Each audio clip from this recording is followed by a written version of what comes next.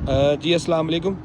ये जी 8 मरले का प्लॉट है मेन कमर्शियल पे।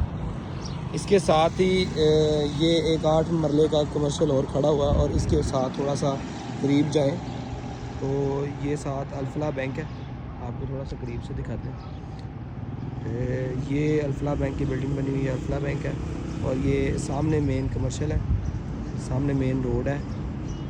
इसके ऑपोजिट ये सारे प्लाज़ा।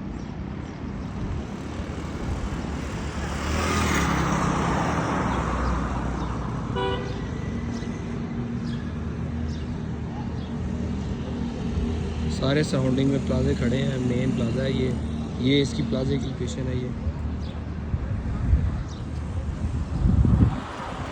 वो सामने सेकंड राउंड अबाउट है, आपको नज़र आता होगा। ये फेयर डील का प्लाजा है और इसके साथ ये अल्फला बैंक बना हुआ है।